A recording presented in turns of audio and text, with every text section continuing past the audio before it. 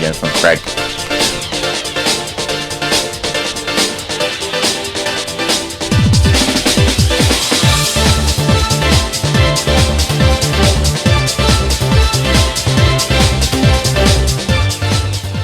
What is going on?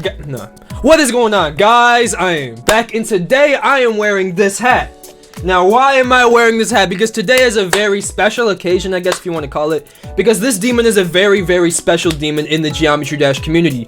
This level I'm going to be playing today is going to be known as Forest Temple by Michigan. A very, very legendary demon, man. A very difficult, very sort of transitionative, if that's the word that I'm looking for, type of demon level. Say like you're really, really trying to adapt into playing hard/insane demons in Geometry Dash. Forest Temple is a very, very good level to adapt into playing harder levels within Geometry Dash, just like Dance Massacre is, which is the next demon I'm going to be doing, by the way, because I beat it on stream. You can go and check you can go and check out my live streams. But anyways, today we're going to be doing Forest Temple by Michigan, another Geometry Dash level analysis. I'm trying to really find like maybe a better name for this series, but yeah, Forest Temple by Michigan. We're going to be analyzing this level, looking into this level, is to like say I haven't actually completed the level yet, but I think I got a good basis as to how to complete the level, and I think I'm going to beat it very, very soon. I'm going to be using Michigan's recording of Forest Temple from around a couple of years ago in order to analyze the level. I would use my own recording, but I haven't beaten the level yet. This level, it's hard,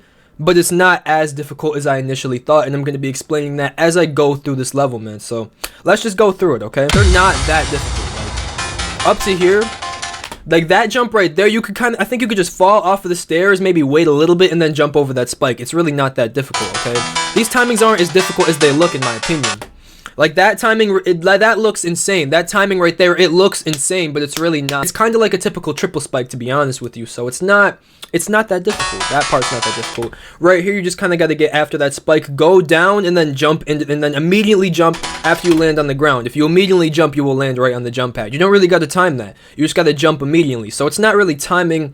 There's a good amount of jumping immediately after falling off of something when it comes to this first part. There's not a whole lot of different timing. There is some timings, of course, but there's also those which are a lot easier, you know what I'm saying? Now this UFO part's pretty difficult, I'm not gonna lie. This UFO part's harder than the cube part. Gotta get the timings right. This part's pretty difficult as well. What I would say for the ship part to do is honestly just keep composure. Being on 144 hertz, I think that makes this part a lot easier than if you're on 60 hertz. Transitioning into this wave part is what my struggle is, because I sometimes hit the bottom because you go incredibly fast once you first start. When you first start this wave part, you go in and it feels incredibly fast. It feels like damn. But once you actually get into it and you get like a steady pace, once you get a steady pace into this part, it's really not that bad at all. It's not that hard. You just got to get a steady pace into it first. It's transitioning into this part that's really difficult. Then this is a pretty hard part. This part's really hard. I think the way that you really just do this is you kind of have a little bit of freedom, actually. It's more freedom than it looks. You can kind of swing up and swing down quite a bit. Now, and you do gotta have the skill. You gotta have a good amount of flying skill when it comes to, I guess, balancing yourself out when moving to different positions. That's definitely important for this flying part right here. And then what's also tough is swinging up, then swinging down, then going through here, going through like and doing the little like kind of like a straight fly a bit. That's kind of hard to do. Okay, the way that I do this. So me personally, I think I kind of explained this part like garbage throughout the video because I don't know. So listen, we're gonna watch what Michigan does in this part because it's really hard for me to explain, but it is strictly memorization and UFO timings, okay? So listen, we're gonna watch Michigan do this junk real quick. So look, okay? Once he makes it to the UFO part, first thing he does is he goes to the fourth pillar and lands on it. So he wants to do a when they go down 1 2 jump to land on the bottom fourth pillar, 1 2, and then land on that pillar and go down. Okay, you want to fall down 1 2 3 4. You want to go up to that top pillar next. Next, you want to go up to the top pillar. Okay. So this is going to be kind of me explaining it while you do it so you can get a fair level of memorization. And then this last part right here, of course, you want to kind of go, this is the one part where you actually want to do multiple jumps in a row, around 3 jumps in a row, to jump over the top pillar and then make it over to the next pillar and jump over that as well and make it into the ship part. The flying part. This part's really annoying. And then this part as well, I personally don't think that I explained it. Not that I didn't explain it well, but I didn't explain enough about it. So I'm going to get a little bit more in detail here. It's very, very weirdly structured. As you can see, going through those spikes right there, it's weird how they kind of like clasp on you. It can feel random sometimes, it can, but listen. The best thing that I can tell you to do in order to make it through this part is consistently click. So like say have consistent clicks, a consistent pace of clicking is what I would say. Don't click too fast, don't click too slow. A consistent pace of clicking while also maintaining the right positions in order to make it through the spikes, and you will actually make it through the spikes doing that. That's the best strategy that I can think of. All the extra other strategies don't really make like work for me, like getting closer to the top spike or getting closer to the bottom spike. That just doesn't really work for me for this flying part here. So what I would say that you do is consistently click. Okay, click at the same exact pace the entire time. Like you see how I'm like a consistent pace of clicking,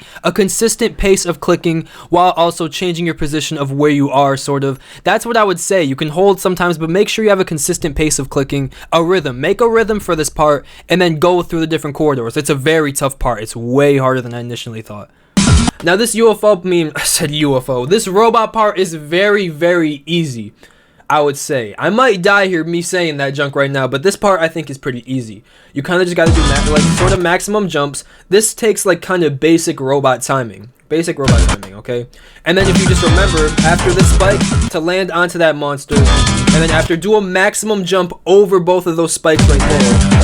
Like this part is really not that hard. It's kind of just memorization and very, very basic timings. That's just what it is. Memorization and basic timing. You want anything with a spike on this part, you want to jump late.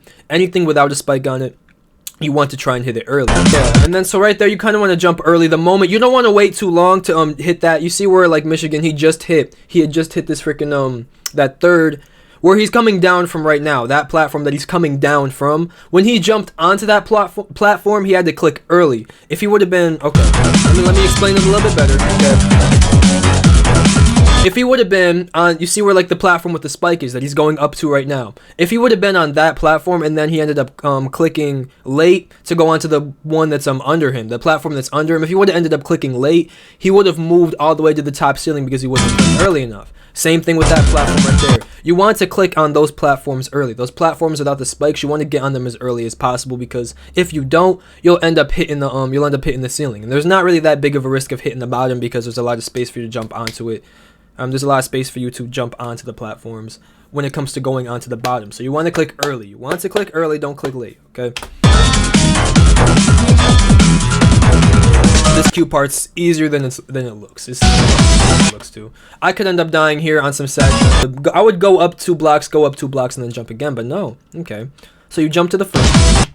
Okay. So you go to okay, yeah. Watch how Michigan does it. This part is easier than it looks. Okay. It's memorization, definitely. Right there, it's kind of just an immediate jump and slight timing, right? Or one slight timing, and then you go under that.